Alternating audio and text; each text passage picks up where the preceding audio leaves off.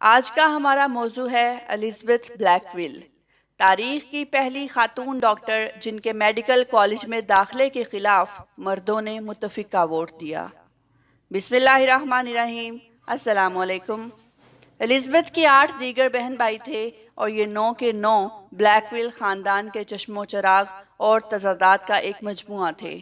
آپ شاید Elizabeth black well کے نام سے واقف ہوں۔ عام طور پر انہیں پہلی خاتون ڈاکٹر کہا جاتا ہے۔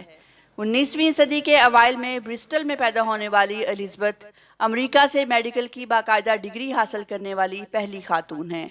ہو سکتا ہے کہ بچپن میں آپ کے پاس ان کے بارے میں کوئی تصویری کتاب بھی ہو جو کہ متاثر کن لڑکیوں کے بارے میں ہوتی ہے، یا ہو سکتا ہے کہ آپ نے ان کے بارے میں کبھی سنا ہو۔ الزبتھ کے والد سیمیول ایک ڈائسینٹر تھے، یعنی وہ چرچ آف انگلینڈ سے تعلق رکھنے والے نان کنفارمسٹ تھے۔ تضادات میں ان کا بھی کوئی ثانی نہیں تھا۔ ان کی اپنی شوگر ریفائنری بھی تھی اور وہ غلام رکھنے کے بھی خلاف تھے۔ یعنی ایک طرف تو وہ غلاموں کی محنت سے منافع کما رہے تھے اور دوسری طرف انہیں غلام رکھنے سے نفرت تھی۔ انہوں نے اپنی 5 بیٹیوں کو بھی اتنے ہی تعلیمی مواقع فراہم کیے جتنے انہوں نے اپنے 4 بیٹوں کو کیے تھے، اور اس کے بعد سن 1832 میں وہ اپنے بچوں سمیت برسٹل سے نیو یارک منتقل ہو گئے۔ ان کو امید تھی کہ وہ کیریبیائی گنے کی چینی کو شمال میں اگنے والے گنے کی چینی سے بدلنے میں کامیاب ہو جائیں گے، لیکن پھر ان کا انتقال ہو گیا اور جب انہوں نے دنیا چھوڑی تو وہ بالکل کنگلے ہو چکے تھے۔ ان کا آخری سبق تھا کہ شوہر کا ہونا تحفظ کی ضمانت نہیں ہے، اور شاید اسی لیے ان کی کسی بھی بیٹی نے کبھی بھی شادی نہیں کی۔ الزبتھ بلیک ویل آخر کون تھیں؟ الزبتھ نے 1849 میں طب کی ڈگری حاصل کی۔ 5 سال کے بعد ان کی بہن ایملی نے بھی یہی ڈگری حاصل کر لی۔ بلیک ویل ایک روشن خیال اور معاشرتی طور پر ذرا مختلف خاتون تھیں جنہیں اپنے قابل ہونے کا بہت احساس تھا۔ وہ ماورائی مصنف اور ایڈیٹر مارگریٹ فلر کی ہم خیال تھیں، جنہوں نے اعلان کیا تھا کہ انسانیت اس وقت تک روشن خیالی حاصل نہیں کر سکتی جب تک کہ خواتین اس بات کو ثابت نہیں کرتی کہ وہ سب کچھ کر سکتی ہیں جو وہ چاہتی ہیں، اور یہ کامیابی جنسی صلاحیت کی وجہ سے حاصل نہیں ہوتی بلکہ قابلیت اور محنت سے آتی ہے۔ الزبتھ ایسی شخصیت بننا چاہتی تھیں جن کی زندگی فلر کے خیال کے عین مطابق ہو۔ انہوں نے طب کی تعلیم کا انتخاب اس لیے نہیں کیا تھا کہ انہیں سائنس سے پیار تھا یا وہ دوسروں کو اچھا کر کے راحت محسوس کرتی تھیں، بلکہ ان کے لیے اپنی بات ثابت کرنے کا یہ ایک غیر معمولی طریقہ تھا۔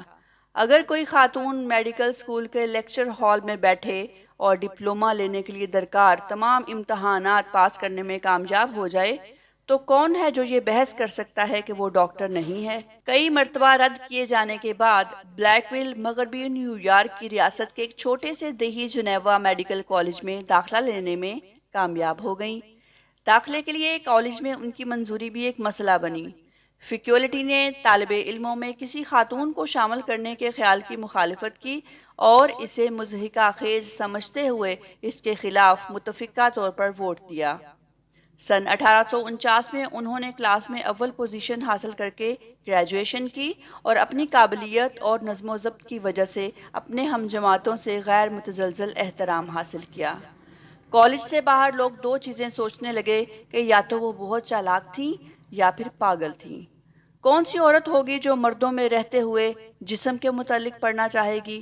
اپنے پروفیشنل راستے کی تنہائی سے اچھی طرح باخبر بلیک ویل نے بعد میں اپنے سے 5 سال چھوٹی بہن ایملی کو بھی طب کی طرف ہی راغب کیا۔ سن 1851 میں نیو یارک واپس آنے کے بعد انہیں لگا کہ فیمیل فزیشین کے فکرے نے انہیں مریضوں سے دور کر رکھا ہے۔ اس دور میں تاثر یہ تھا کہ ایک خاتون معالج صرف اسقاط حمل کرنے والی کوئی خاتون ہوتی تھی جو چھپ کے غیر قانونی کام کرتی تھی، اور جیسے پھلتے پھولتے کاروبار کی انہوں نے امید کی ویسا نہیں ہوا۔ لیکن کچھ ہی عرصہ بعد جب ایملی بھی اپنی میڈیکل کی ڈگری مکمل کرنے کے بعد ان کے ساتھ شامل ہو گئیں، اور پھر سن 1857 میں دونوں بہنوں نے مل کر New York Infirmary for Indigent Women and Children قائم کی، غریب خواتین اپنے ڈاکٹر کی جنس کے بارے میں بہت زیادہ پریشان نہیں ہوتی تھیں، اور انفرمری بھی ان خواتین میڈیکل گریجویٹس کو جگہ دینے لگی جن کی تعداد آہستہ آہستہ بڑھ رہی تھی اور جو اپنی تربیت ختم کرنا چاہتی تھیں۔ یہ وہ پہلا ہسپتال تھا جس کا پورا عملہ خواتین پر مشتمل تھا۔ سن 1861 میں امریکی خانہ جنگی کے فوراً بعد بلیک ویل بہنوں نے اپنے ڈونرز اور حمایتیوں کا ایک اجلاس بلایا اور نیو یارک کی تمام خواتین سے اپیل کی۔ اس کے جواب میں ہزاروں خواتین نے وومن سینٹرل ایسوسی ایشن آف ریلیف کے پہلے تنظیمی اجلاس میں شرکت کی، جو بعد میں یونائیٹڈ اسٹیٹس سینیٹری کمیشن بنا اور جو جنگ کے بعد کی سب سے بڑی شہری تنظیم تھی۔ بلیک ویلز نے محاذ پر بھیجنے کے لیے نرسوں کا انتخاب کیا اور ان کی تربیت کی نگرانی خود کی، لیکن آخرکار جب یہ بات واضح ہو گئی کہ مرد ڈاکٹر مساوی شرائط کی بنیاد پر ان کی شراکت کو تسلیم نہیں کر رہے تو وہ ان کوششوں سے دستبردار ہو گئیں۔ انہوں نے اپنی توجہ اپنی اگلی کامیابی کی طرف موڑ دی، جو کہ 1869 میں women medical college of the New York infirmary کا افتتاح تھا۔ ڈاکٹر الزبتھ بلیک ویل اپنے خاندان کے ہمراہ ایک بار جب انفرمری اور کالج مضبوط بنیادوں پر کھڑا ہو گیا تو الزبتھ نے اسے ایملی کے حوالے کر دیا اور واپس انگلینڈ چلی گئی، جسے وہ ہمیشہ اپنا گھر سمجھتی تھی اور جہاں بریٹنز میڈیکل رجسٹر میں شامل ہونے والی وہ پہلی خاتون تھی۔ الزبتھ گیرٹ اینڈرسن اور صوفیا جیکس بلیک سمیت معروف خواتین ڈاکٹروں کی حوصلہ افزائی کرنے کے بعد انہوں نے پریکٹس سے ہٹ کے صحت عامہ کے متعلق ایڈوکیسی اور معتدی بیماریوں کے قانون کے خلاف مہم چلانا شروع کر دی، جس کے تحت جسم فروش خواتین کو زبردستی ہسپتالوں میں داخل کرایا جاتا تھا۔ وہ نیشنل ہیلتھ سوسائٹی کی بانی بن گئیں، جن کا نعرہ یہ تھا کہ پرہیز علاج سے بہتر ہے۔ انہیں یقین تھا کہ ایک خاتون ڈاکٹر کو سائنس سے لیس ایک استاد کی طرح ہونا چاہیے۔ انہوں نے اپنی زندگی کی آخری دہائیوں کو سمندر کے کنارے ایک کاٹیج میں اپنی گود لی ہوئی بیٹی کٹی کے ساتھ گزار دیا۔ الزبتھ ویل آخر اتنی مشہور کیوں تھی؟ وہ بظاہر کوئی بہت دلچسپ شخصیت نہیں تھی اور نہ ہی زیادہ تر لوگ ان سے مل کر خوش ہوتے تھے۔ بلیک ویل کی کہانی کو ویرانے میں راہ دکھانے والی عورتوں کی کہانی کے طور پر دیکھنے کو جی چاہتا ہے، لیکن حقیقت اس سے بہت زیادہ پیچیدہ ہے۔ الزبتھ بلیک ویل خواتین کے حقوق کی ابھرتی ہوئی تحریک کو ناپسندیدگی سے دیکھتی تھیں۔ وہ سمجھتی تھیں کہ اس وقت تک خواتین کو ووٹ دینے کا حق بے وقوفی ہے جب تک وہ اپنی نظریاتی آزادی کو مردوں کے حوالے نہیں کر دیتی۔ وہ فلورنس نائٹنگل کے اس خیال سے متفق نہیں تھی کہ صحت میں خواتین کا حقیقی کردار نرسوں کا تھا، اور وہ اپنی ڈاکٹر بہن ایملی سے بھی خاتون ڈاکٹروں کے مناسب کردار کے بارے میں متفق نہیں تھی۔ الزبتھ اپنے مشن کو زیادہ عوامی صحت کے حوالے سے دیکھتی تھی، جبکہ ایملی کسی بھی مرد کے برابر اپنے آپ کو ایک فزیشین، سرجن اور میڈیکل پروفیسر کی طرح دیکھنے کی کوشش کرتی تھی۔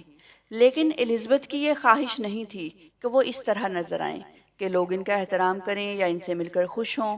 وہ انتہائی پیچیدہ، چڑچڑی، نامکمل اور حقیقی قسم کی ہیروئن تھیں، اور ان کی خامیاں ان کی دنیا کو بدلنے والی کامیابیوں سے جدا نہیں کر سکتی۔ نئے آنے والے ناظرین اور سامعین سے گزارش ہے کہ ہمارے چینل کو لائک اور سبسکرائب کیجیے تاکہ ہر آنے والی ویڈیو آپ تک بر وقت پہنچ سکے۔ شکریہ۔